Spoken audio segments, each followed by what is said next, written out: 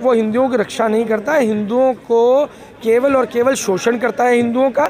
और रही बात कि आपने कहा एक संगठन है, देशभक्त संगठन है, मैं आपको बता देता हूँ उसका असली नाम है रॉयल सीक्रेट सर्विसेज, जिसको अंग्रेज़ों ने केवल और केवल क्रांतिकारियों की मुखबरी के लिए और क्रांतिकारियों को कुचलने के लिए खड़ा किया था। और हिटलर की बात करें तो हिटलर से बड़ा तो कोई तानाशाह रहा ही नहीं है।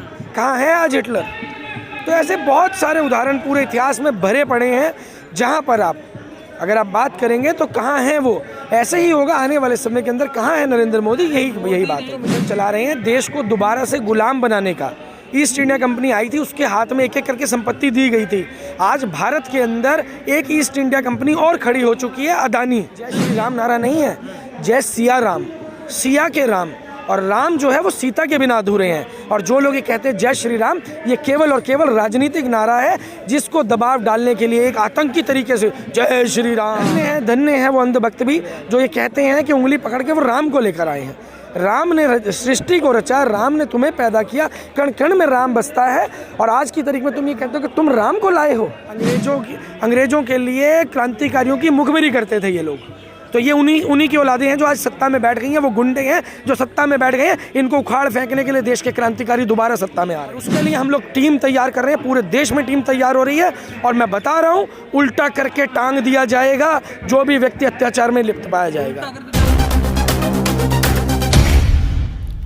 देश की सच्चाई सच छुपने नहीं देंगे। पकड़ा हुआ है, कैसे देख रहे हैं इसको? देखिए, तूल तो मेरा ये मानना है कि जब किसी व्यक्ति के साथ न्याय नहीं होगा या किसी भी व्यक्ति के साथ अगर अन्याय हो रहा होगा और वो भी उस वर्ग के साथ में जिसके खिलाफ पूरा का पूरा सरकारी तंत्र खड़ा हो, तो ऐसे समय के अंदर वो मुद्दा, इसे ये कहना बड़ा गलत है तूल पकड़ना।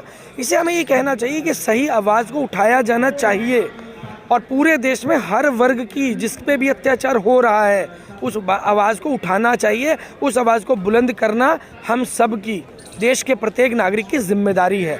इसे तूल पकड़ना नहीं कहेंगे हम, क्योंकि अगर हम इसे कहेंगे तो तूल तो वो चीज़ हो गई कि जैसे नरेंद्र मोदी जी ने 15 लाख का जुमला छोड़ा, उस मुद्दे के ऊपर हम कह सकते हैं कि उन्होंने झूठ बोला था, लेकिन इनके साथ बलात्कार हुआ था। लेकिन कह रहे हैं उनका व्यवहार अच्छा था, ब्राह्मण थे। देखिए, व्यवहार अच्छा और ब्राह्मण की अगर आप बात करते हैं तो भैया जेलों के अंदर और भी बहुत सारे ऐसे लोग हैं जिनके व्यवहार अच्छे हैं, जिनकी सजाएं पूरी हो चुकी हैं, जो बेवजह बंद हैं। और पूरे देश की जेलों की अगर मैं बात करूं तो जिसके अंदर बहुत से सिख कैदी भी हैं, बहुत से मुस्लिम कैदी भी हैं, अलग अलग वर्गों के। उनकी जाति तो देखी नहीं जानी चाहिए, लेकिन उनका व्यवहार अच्छा है तो बाकी कैदियों का भी अच्छा होगा। क्या केवल 11 बलात्कारियों का ही व्यवहार अच्छा होगा? बाकी पूरे देश में कोई जितने लोग जेल में सबका व्यवहार खराब है। क्या दलितों और मुसलमानों के साथ इससे होता रहेगा क्या? बिल्कुल। देखिए, जब तक भारतीय जनता पार्टी सत्ता में रहेगी, ये चीज़ें आपको, हमें, पूरे देश की जनता को झेलनी पड़ेंगी। इसके लिए अब ज़रूरत है आने वाले समय के अंदर एक बड़ा विकल्प जनता तैयार करे। आम जनता को आगे आना होगा, आम जनता को विकल्प तैयार करना होगा। आम जनता को अपने प्रतिनिधि चुनने होंगे, नेता नहीं चुनने, प्रतिनिधि चुनने होंगे। अगर कह रहे हैं वैकेंसी ही नहीं है, 2024 की सीट खाली नहीं है, प्रधानमंत्री फिर आएंगे, खाली यही नहीं है सीट। देखिए, जब इंदिरा गांधी का राज था तो कहा जाता था Indira is India and India is Indira. कहाँ है इंदिरा गांधी आज? कहाँ है? मैं पूछना चाहता हूँ ना, कहाँ है इंदिरा गांधी? और हिटलर की बात करें तो हिटलर से बड़ा तो कोई तानाशाह रहा ही नहीं है। कहाँ है आज हिटलर? तो ऐसे बहुत सारे उदाहरण पूरे इतिहास में भरे पड़े हैं, जहाँ पर अगर आप बात करेंगे तो कहाँ हैं वो। ऐसे ही होगा आने वाले समय के अंदर। कहाँ है नरेंद्र मोदी? यही बात है। देखिए, मोदी नहीं तो योगी। मैंने कल एक पोस्ट डाली थी कि हमें नरेंद्र मोदी का विरोध नहीं है, हम उस फैक्ट्री को बंद करना चाहते हैं जहां पर इस तरीके के नेता पैदा होते हैं। फैक्ट्री है सर ये? बिल्कुल। जिस फैक्ट्री की प्रोडक्शन है ना, ये उस फैक्ट्री को बंद किया जाएगा। सर, इस फैक्ट्री का कुछ नाम तो होगा? फैक्ट्री का नाम जग जाहिर है, आरएसएस है। पूरे विश्व के अंदर आतंकवादी संगठन डिक्लेयर हो चुका है वो। सर, वो जो स्वयं सेवक संघ है सर, वो लोगों की मदद करता है। आपको मैं बता देता हूँ, वो हिंदुओं की रक्षा नहीं करता है, हिंदुओं को केवल और केवल शोषण करता है हिंदुओं का। और रही बात कि आपने कहा एक संगठन है, देशभक्त संगठन है, मैं आपको बता देता हूँ उसका असली नाम है रॉयल सीक्रेट सर्विसेज, जिसको अंग्रेज़ों ने केवल और केवल क्रांतिकारियों की मुखबरी के लिए और क्रांतिकारियों को कुचलने के लिए खड़ा किया था। क्या कहा सर आपने? रॉयल सीक्रेट सर्विसेज, पूरी इन्फॉर्मेशन आप गूगल पे सर्च कर सकते हैं, आपको पूरी इन्फॉर्मेशन मिलेगी इसके बारे में। राष्ट्रीय स्वयंसेवक संघ कहा जाता है सर। देखिए, आप ये बताइए कि इनका हेड ऑफिस है या हेड क्वार्टर है? हेड क्वार्टर किसके होते हैं? हेड क्वार्टर संस्थाओं के नहीं होते, हेड क्वार्टर उनके, हाँ, तो हेड क्वार्टर जो होते हैं वो उन लोगों के होते हैं जो मिशन चला रहे होते हैं। ये लोग मिशन चला रहे हैं, ये लोग जो मिशन चला रहे हैं देश को दोबारा से गुलाम बनाने का। ईस्ट इंडिया कंपनी आई थी, उसके हाथ में एक एक करके संपत्ति दी गई थी।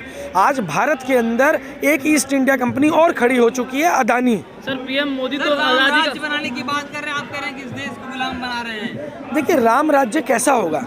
क्या भगवान राम ने कभी किसी का विरोध किया था?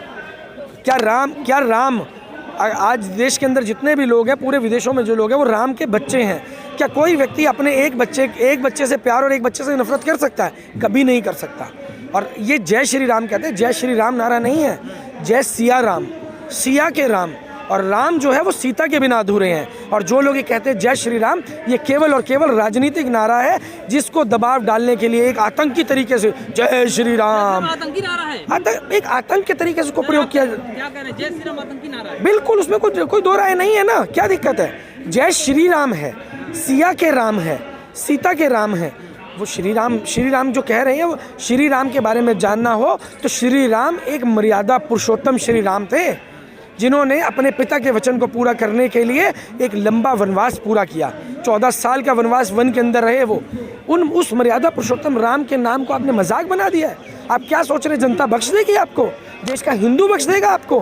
क्या वो भगवान राम आपको बख्श देंगे? संभव ही नहीं है। अब देखते जाइए 2024 में जो आप कह रहे हैं कि स्पेस नहीं है, जैसे इन्होंने दिखाया था ना, भगवान राम की उंगली पकड़ के नरेंद्र मोदी छोड़ने जा रहे थे राम मंदिर। इतना बड़ा अपमान, आस्था के साथ खिलवाड़ जो इन्होंने किया है। सर इसी देश में नारे लगते हैं, जो राम को लाए हैं हम उनको लाएंगे, जो राम को लाए हैं हम उनको लाएंगे। वो उंगली पकड़ के राम को ले जा रहे थे, यानी कि इतने बड़े हो गए कि राम की उंगली पकड़ के लेके जा रहे हैं। वाह भैया, धन्य है वो अंधभक्त भी जो ये कहते हैं कि उंगली पकड़ के वो राम को लेकर आए हैं। राम ने सृष्टि को रचा, राम ने तुम्हें पैदा किया, कण कण में राम बसता है। और आज की तारीख में तुम ये कहते हो कि तुम राम को लाए हो। तुम्हारी अपनी हस्ती क्या है? तुम खुद घर से चोरी करके भागे थे, तुम्हारे बाप का हार्ट अटैक से मृत्यु हो गई थी, FIR दर्ज थी। आज की तारीख में तुमने अपनी माँ को कैद करके रखा है, वहाँ पर कोई पत्रकार, एक जनता भी जाकर नहीं मिल सकती है। ये सच्चाई है इस व्यक्ति की। भगवान के अवतार हैं, तभी तो अपनी माँ को कैद करके रखा है। जाइए ना, आप जाइए, पत्रकार है, जाइए ना। के अवतार हैं भाई, विष्णु के अवतार हैं तो उनकी माँ उनके साथ रहना नहीं चाहती है। नहीं तो कोई जो बेटा प्रधानमंत्री हो और जिस माँ के 6 बच्चे हों, किसी का पेट्रोल पंप चल रहा हो, किसी का मॉल चल रहा हो, वो माँ अकेली रहेगी? कोई माँ अकेली नहीं रह सकती अपने बच्चों के बिना। माँ केवल अकेली तभी रह सकती है जब उसे उस बच्चे से नफरत हो गई हो। जब इनके पिताजी की मृत्यु हुई थी, तब से इनकी माँ ने, इनकी सगी बहन इनसे राखी नहीं बांधती। इनको क्यों नहीं बांधती है? सवाल पूछिए ना, क्योंकि ये मीडिया में सामने नहीं आएंगे, हम जवाब दे रहे हैं। घर बार छोड़े थे देश के लिए सर, कह रहे हैं उन्होंने भिक्षा मांगी, चोरी करके भागे थे और FIR दर्ज है उस थाने के अंदर, और बहुत जल्दी कॉपी भी देंगे आप। प्रधानमंत्री की चोरी की कॉपी देंगे आप? बिल्कुल, FIR दर्ज है भाई, ऑन रिकॉर्ड है। माफी वीर सावरकर ने माफी मांगी थी, रिकॉर्ड मिला ना, कागज मिले ना कि उसने माफ़ी मांगी। और माफ़ी भी कैसे मांगी? आज भी लोग राष्ट्रपति के साथ में माफ़ी मांगते हैं, लेकिन माफ़ी की भाषा वो ज़्यादा महत्वपूर्ण है। माफ़ी की भाषा ये नहीं हो सकती कि आप मुझे माफ़ कर दीजिए, मैं पूरी ज़िंदगी अंग्रेजी हुकूमत का गुलाम रहूँगा। सर वो वीर थे, वीर सावरकर थे। अरे भाई, माफ़ी वीर को वीर नाम किसने दिया? उस व्यक्ति ने खुद अपने नाम के साथ वीर जोड़ा था। वो व्यक्ति केवल और केवल माफ़ी वीर था, जिसने जिन्ना के साथ मिल करके सरकार बनाई थी। श्यामा प्रसाद मुखर्जी के साथ में मिलकर के बंगाल में सरकार बनाई थी। तो कह रहे स्वतंत्रता सेनानी है वो। स्वतंत्रता सेनानी है, हाँ भाई है ना। काला पानी में गए थे, माफ़ी मांगी थी। और जिस वक्त में कलेक्टर को 40 रुपये तनख्वाह मिलती थी, 60 रुपये इनको तनख्वाह पेंशन मिलती थी। किस बात की मिलती थी? कौन सी दलाली करते थे? अंग्रेजों के लिए क्रांतिकारियों की मुखबिरी करते थे ये लोग। तो ये उन्हीं की औलादें हैं जो आज सत्ता में बैठ गई हैं। वो गुंडे हैं जो सत्ता में बैठ गए हैं। इनको उखाड़ फेंकने के लिए देश के क्रांतिकारी दोबारा सत्ता में आ रहे हैं। जिस तरह से दलित बच्चे के साथ जो है मटकी को छूने पर जो साहब इसको मार दिया गया। उसके बाद लगातार मुसलमानों के साथ, दलितों के साथ जो अन्याय हो रहा है, अभी पैगंबर साहब के लोगों को लेकर के जिस तरह से नुपुर शर्मा ने कहा था, उसके बाद फिर अब टी राजा ने हैदराबाद से कहा, क्या ऐसे लोग अब बोलते रहेंगे? देखिए, जो बोल रहे हैं, मैं एक समाधान पे बात करता हूँ सीधा सीधा, क्योंकि एक बहुत बड़ा विषय है और वाकई में ये मेरे हृदय से जुड़ा हुआ है। मैं आज आपको एक चेतावनी दे देता हूँ, आपके व्यूअर्स को पता होना चाहिए, 2024 में जो नई सरकार बनने वाली है, देश के किसी भी दलित, किसी भी मुस्लिम, किसी भी माइनॉरिटी, चाहे वो सिख हो, जैन हो, बौद्ध हो, किसी भी व्यक्ति के ऊपर अगर कोई व्यक्ति अत्याचार करेगा तो तुरंत सज़ा का प्रावधान किया जाएगा। ये मैं आपको बता दे रहा हूँ और उसके लिए हम लोग टीम तैयार कर रहे हैं, पूरे देश में टीम तैयार हो रही है और मैं बता रहा हूँ, उल्टा करके टांग दिया जाएगा जो भी व्यक्ति अत्याचार में लिप्त पाया जाएगा, बिल्कुल टांग दिया जाएगा। तानाशाही आप देख रहे हैं ना, इससे बड़ी तानाशाही खड़ी होगी और जो बताएगी कि कैसे अत्याचार होता है, कैसे तुमने गोधरा के अंदर दंगों के अंदर लोगों को मरवाया, कैसे तुमने दिल्ली दंगों के अंदर लोगों को मरवाया, कैसे तुमने पटियाला में दंगे कराए, कैसे कैसे तुमने पूरे देश के अंदर दंगे करवाए। पूरी फाइलें खुलेंगी जिन पे क्लीन चिट की बात करते हैं, एक एक फाइल को खोला जाएगा, एक एक फाइल को, और हिसाब देना पड़ेगा, बख्शा नहीं जाएगा।